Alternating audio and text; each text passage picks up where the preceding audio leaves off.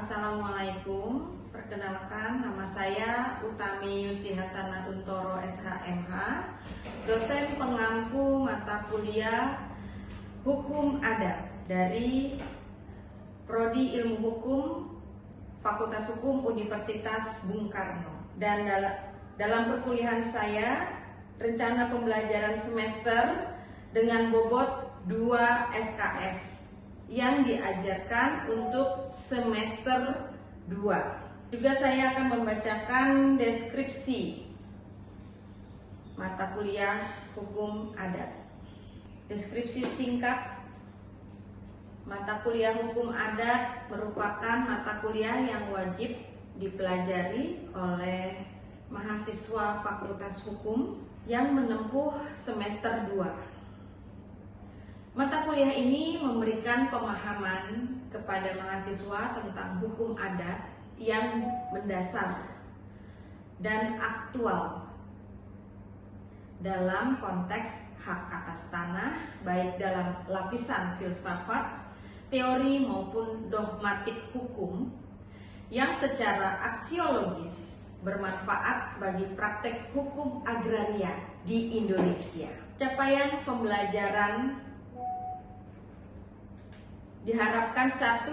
Berkontribusi dalam peningkatan mutu kehidupan bermasyarakat, berbangsa, bernegara, dan kemajuan peradaban berdasarkan Pancasila.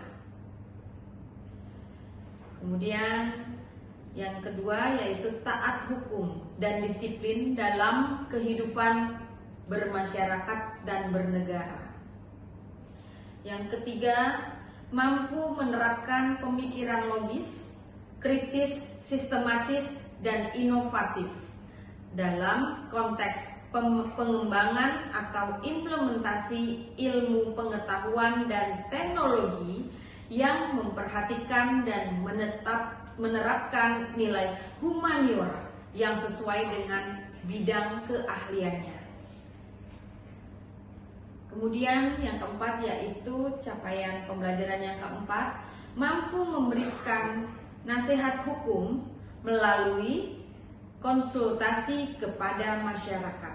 Selanjutnya, mampu memberikan penyuluhan hukum kepada masyarakat dan menguasai konsep teoritis dan prinsip hukum, serta dapat memanfaatkan ilmu pengetahuan, teknologi, dan seni yang berorientasi pada kecakapan hidup atau life skills untuk menghadapi perkembangan hukum di masyarakat, menguasai konsep teoritis dan prinsip hukum untuk menyelesaikan berbagai masalah hukum di masyarakat. Adapun CPMK yaitu 1. Mahasiswa menjadi ilmuwan hukum, khususnya isu-isu tentang eksistensi hukum adat yang mendasar dan aktual.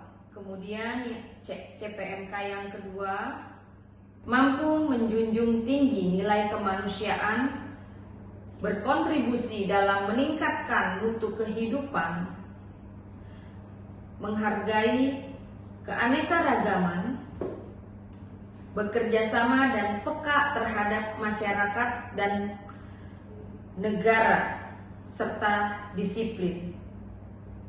Yang ketiga yaitu mampu menginternalisasikan nilai, norma, dan hukum, menunjukkan kinerja mandiri, bermutu, dan terukur, dan mengkaji implikasi pengembangan atau implementasi ilmu hukum dengan memperhatikan dan menerapkan nilai humaniora. Mahasiswa menjadi profesional hukum yang mampu membuat sebuah formulasi hukum yang merujuk pada nilai-nilai kearifan lokal bangsa Indonesia. Kemudian CPMK yang terakhir yaitu bertanggung jawab atas pencapaian hasil kerja, menyusun konsep penyelesaian masalah kasus hukum melalui penerapan metode berpikir secara yuridis berdasarkan pengetahuan teoritik tentang sumber asas prinsip dan norma hukum dari berbagai bidang hukum positif Indonesia yang merupakan keahlian dasar untuk menjelaskan dan menjalankan profesi hukum. Dan materi pembelajaran atau materi pokok bahasan di sini mengenai gambaran umum mengenai hukum adat dan perannya terhadap pembangunan hukum di Indonesia. Kemudian hukum adat menurut para ahli dan undang-undang pokok agraria secara yuridis dan konstitusional hukum adat di Indonesia serta mampu menjelaskan perundang-undangan. Selanjutnya yaitu masyarakat hukum adat penguasaan hak atas tanah yang terbagi menjadi asas hukum hak atas tanah, lahirnya hak milik atas tanah dan hak kolektif ke hak individu, sejarah penguasaan tanah di Indonesia, kemudian eksistensi hukum adat dalam upaya reformasi agraria ulayat. Yang kelima yaitu materi pembelajaran atau pokok bahasan selanjutnya adalah penguasaan hak atas tanah masyarakat hukum adat, sejarah penguasaan tanah di Indonesia dan eksistensi hukum adat dalam upaya reformasi agraria. Kemudian selanjutnya adalah hak ulayat masyarakat hukum adat sebagai sumber kebijakan pembangunan hukum nasional.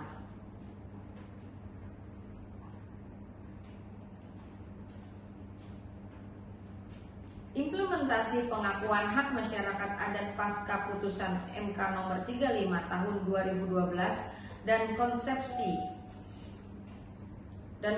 hak ulayat masyarakat hukum adat dan hak komunal masyarakat di kawasan tertentu. Hak ulayat masyarakat hukum adat sebagai sumber kebijakan pembangunan hukum nasional. Kemudian ada isu-isu mutakhir hukum agraria, di mana ada orientasi tata ruang untuk distribusi kapital, juga ada masalah aktual pelepasan tanah hak ulayat akibat pembangunan infrastruktur. Kemudian eksistensi hak masyarakat adat di wilayah pesisir, pulau-pulau kecil dan pembatasan dalam konteks hukum agraria. Lalu dilanjutkan dengan reklamasi dan implikasinya terhadap eksistensi masyarakat hukum adat serta penyelesaian sengketa berbasis kearifan lokal. Dan saya akan memaparkan setiap pertemuan tentang metode pembelajaran kita. Pada pertemuan pertama kita melakukan perjanjian kontrak perkuliahan terhadap mahasiswa, menjelaskan tentang RPS, dan di pertemuan kedua, setelah di pertemuan pertama juga menjelaskan tentang istilah adat, maka kita masuk kepada pengertian hukum adat serta definisi hukum adat menurut para ahli dan undang-undang pokok agraria, juga proses lahirnya hukum adat. Dan di pertemuan ketiga, hukum adat dalam perkembangannya, yaitu pada masa pra-kemerdekaan, pasca kemerdekaan, dan menurut Undang-Undang Dasar 1945, yaitu kristalisasi asas-asas hukum adat, pengangkutan niaga. Di pertemuan keempat dan kelima membahas tentang masyarakat hukum adat dan penguasaan hak atas tanah, yang terdiri dari satu asas hukum hak atas tanah, lahirnya hak milik atas tanah dari hak kolektif ke hak individu. Kemudian sejarah penguasaan tanah di Indonesia, eksistensi hukum adat dalam upaya reformasi agraria. Dan di pertemuan ke-6 kita membahas tentang hak ulayat masyarakat hukum adat, lalu hak ulayat masyarakat hukum adat sebagai sumber kebijakan pembangunan hukum nasional tentunya. Di pertemuan ke-7, dampak kebijakan publik dan konsekuensi terhadap arah kepastian hukum dan perlindungan masyarakat adat. Setelah itu ujian tengah semester, dan setelah ujian tengah semester kita mulai lagi pada pertemuan ke-8 membahas tentang pengakuan setengah hati hukum adat dalam hukum agraria. Di pertemuan ke-9 dan ke-10 kita membahas tentang implementasi pengakuan hak masyarakat adat pasca putusan MK nomor 35 tahun 2012 dan konsepsi hak ulayat masyarakat hukum adat dan hak komunal masyarakat di kawasan tertentu. Kemudian dilanjutkan pada pertemuan ke-11 dan 12 kita membahas tentang isu-isu mutakhir hukum agraria atau ambivalensi pengadaan tanah, di mana 1. Orientasi tata ruang untuk distribusi kapital, 2. Masalah aktual pelepasan tanah, hak ulayat akibat pembangunan infrastruktur, juga adanya eksistensi hak masyarakat adat di wilayah pesisir, pulau-pulau kecil, dan pembatasan dalam konteks hukum agraria. Kemudian lanjut di pertemuan ke-13 dan ke-14, di mana membahas reklamasi dan implikasinya terhadap eksistensi masyarakat hukum adat dan penyelesaian sengketa berbasis kearifan lokal. Demikian rencana pembelajaran semester telah saya paparkan. Cukup sekian, terima kasih. Wassalamualaikum warahmatullahi wabarakatuh. Selamat pagi semua. Pagi, Ibu. Apa kabar kalian hari ini? Pagi, Ibu. Ya. Sekarang kita masuk pada pertemuan kedua, di mana pertemuan pertama kita sudah membahas tentang adat. Sekarang di pertemuan kedua ini kita masuk pada materi hukum adat. Ya. Apa itu hukum adat? Ya. Mohon maaf ya, saya tidak bisa berdiri dahulu karena kaki saya sedang mengalami cedera tadi malam ya. Oke, apa itu hukum adat?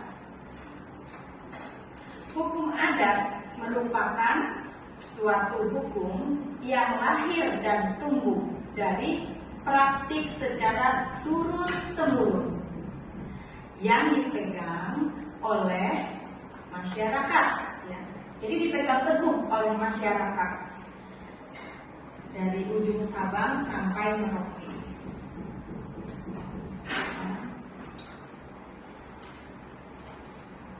Kehadirannya tidak hanya menjadi cerminan dari kebiasaan hidup, tetapi juga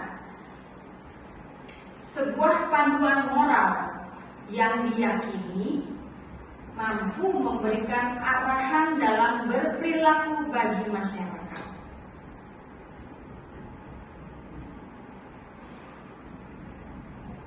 Jadi pelan-pelan dulu ya, saya ulangi sekali lagi.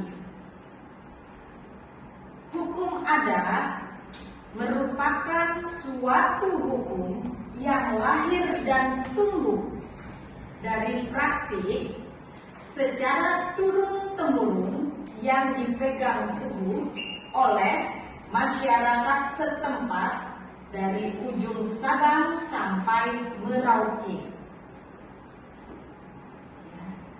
Di mana kehadirannya tidak hanya menjadi cerminan dari kebiasaan hidup, tetapi juga sebuah panduan moral yang diyakini mampu memberikan arahan dalam berperilaku bagi masyarakat.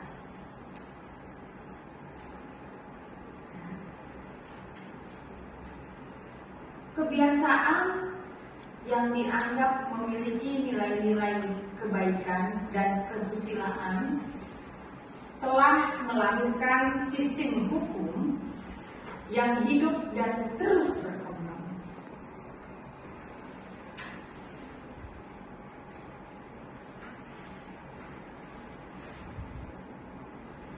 Dan hukum suatu bangsa bukan hanya seperangkat aturan yang mengatur kehidupan masyarakat, tetapi juga mencerminkan nilai-nilai dan budaya yang melekat dalam masyarakat tersebut.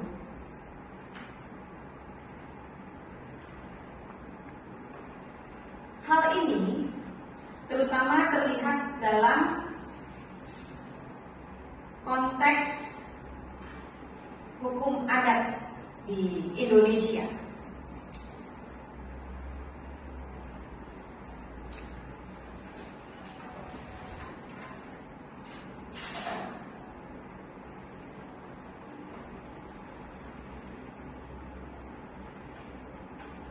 Oke.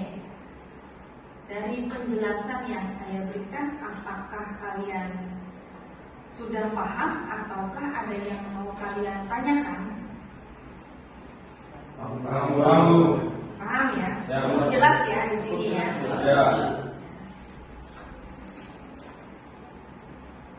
Baik, kita lanjutkan kembali. Hukum adat yang menjadi cerminan dan kebudayaan dari kebudayaan suatu bangsa. Dalam konteks Indonesia, pemahaman terhadap hukum adat merupakan langkah penting dalam memahami keberagaman budaya yang ada di dalamnya.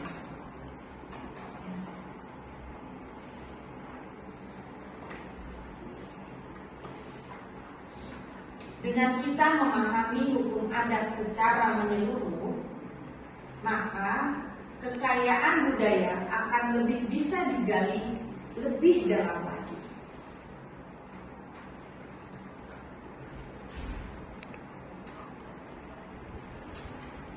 Sekarang kita masuk pada sejarahnya nih, ya. Sejarah telah mencatat bahwa Indonesia telah mengalami penjajahan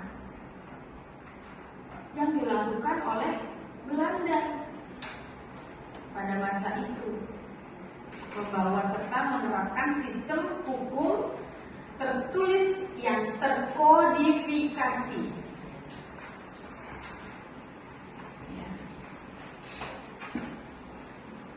Namun sebelum kedatangan Belanda, ya, atau satu negara yang telah menjajah kita, masyarakat Indonesia hidup dalam beragam komunitas dengan hukum adat masing-masing. Ya. Jadi sebelum adanya penjajahan datang, kita sudah memiliki hukum adat, norma, aturan.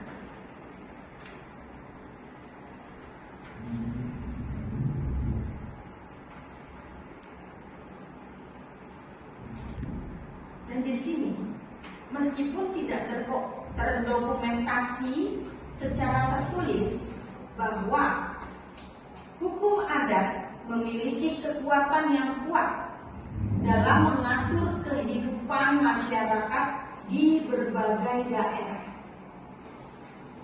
dan dipatuhi secara turun-temurun dari generasi ke generasi. Ya. Jadi jelas sekali bahwa hukum adat kita itu merupakan peraturan yang secara tak tertulis, tetapi ditaati dan dipatuhi oleh masyarakat hukum adat, oleh masyarakat adat di daerah tersebut, yang dipatuhi dan ditaati secara turun-temurun dari generasi ke generasi hingga sampai saat ini. Ya.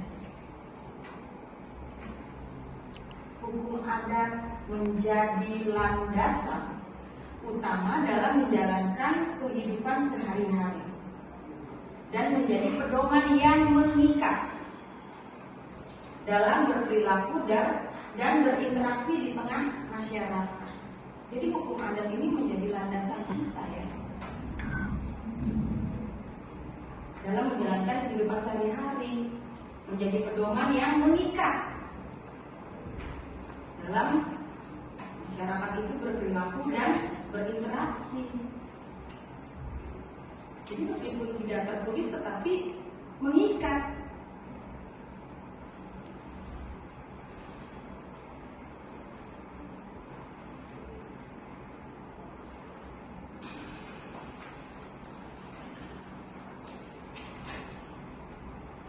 Kita masuk pada konteks modernnya ya.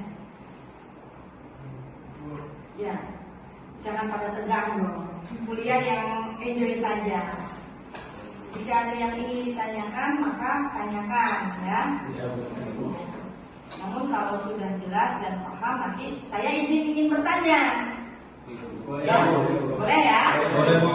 Boleh ya. Nah, kita masuknya dalam konteks modernnya nih ya. Hukum adat tetap memegang peranan penting dalam masyarakat Indonesia. Bahkan di beberapa daerah hukum adat seringkali lebih dihormati dan dipatuhi. Ya. Jadi ada beberapa daerah nih, benar-benar hukum adat itu dipegang erat. Contohnya Sumatera Barat. Ya. Kemudian ada lagi di Bali. Daerah-daerahnya itu ya, salah satunya.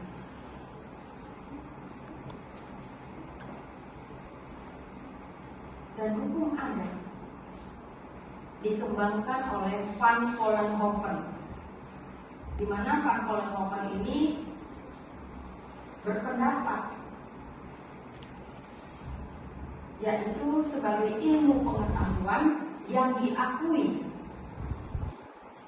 Ia juga menempatkan hukum adat dalam tingkatan yang sejajar dengan hukum lainnya.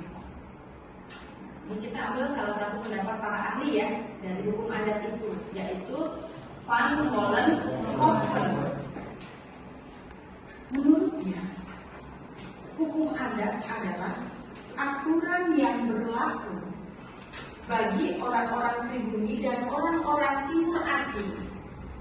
Di satu pihak memiliki sanksi sehingga disebut hukum, dan di lain pihak tidak diatur secara tertulis maka disebut adat. Jadi yang tidak diatur secara tertulis disebut adat.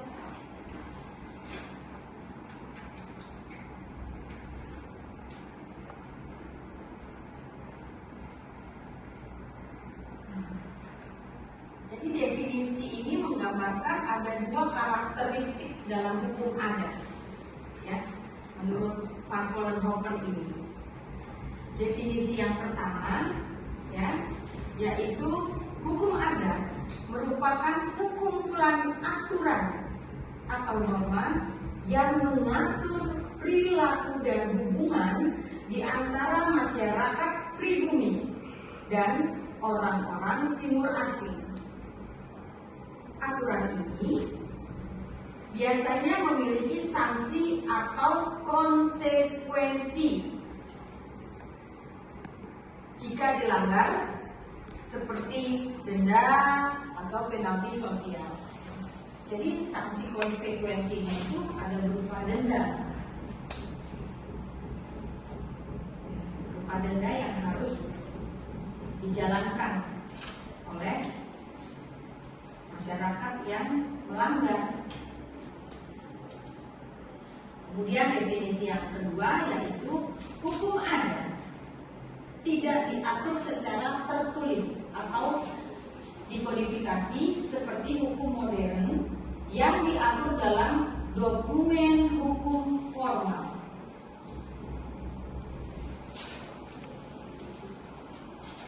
Sebagai gantinya, hukum adat sering didasarkan pada tradisi lisan, kepercayaan, dan praktik-praktik yang diwariskan dari generasi ke generasi.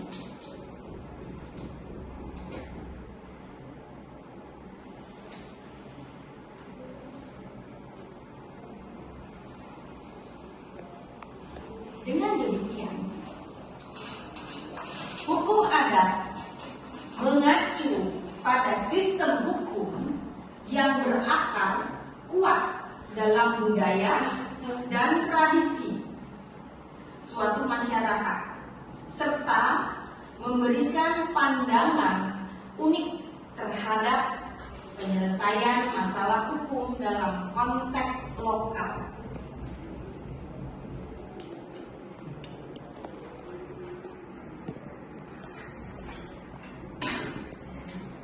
Jadi hukum adat ini luar biasa ya.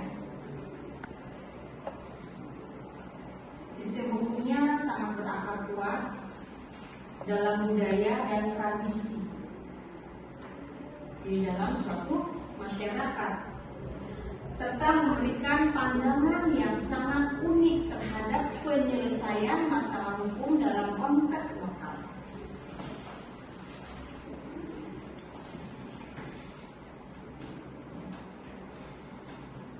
Contoh, jika ada salah satu masyarakat yang melakukan pelanggaran, maka beberapa para tokoh masyarakat ya dan ketua adat itu berkumpul bersatu melakukan musyawarah untuk menghasilkan mufakat. Ya. Sanksi apa kira-kira untuk orang tersebut karena telah melakukan pelanggaran?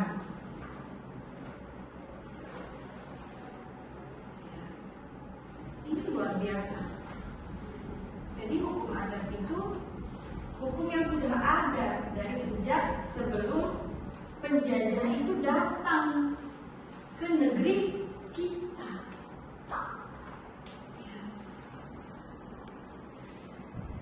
Dan pendekatan Van Vollenhoven terhadap hukum adat telah memberikan landasan penting bagi pengembangan studi hukum adat di berbagai belahan dunia,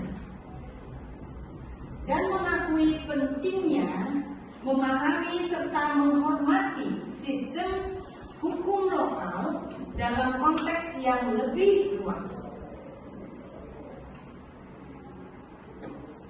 Terima kasih. Ya, dari pemaparan saya, apakah ada yang ingin ditanyakan ataukah sudah sangat jelas? Baik, kalau begitu saya ingin bertanya ya, karena kan minggu kemarin kita telah mempelajari mata kuliah hukum adat ini tentang adat ya. Dan sekarang masuk kepada hukum adat. Ya. Tolong jelaskan apa itu perbedaan adat dan hukum adat. Adakah yang bisa menjawab dari pertanyaan saya? Jika ada, tolong sebutkan nama dan NIM-nya nomor berapa. Saya izin menjawab, Bu. Ya, silakan. Nama Raimundo Sadarius Reko, NIM 210124-09. Ya, silakan. Menurut pendapat saya, berdasarkan kesimpulan yang saya kumpulkan dari pertemuan kemarin dan pertemuan di hari ini, perbedaan adat dan hukum adat, di mana adat merupakan keseluruhan norma, nilai, tradisi dan kebiasaan yang berlaku dalam suatu masyarakat yang memandu perilaku dan interaksi sosial di dalam masyarakat itu sendiri.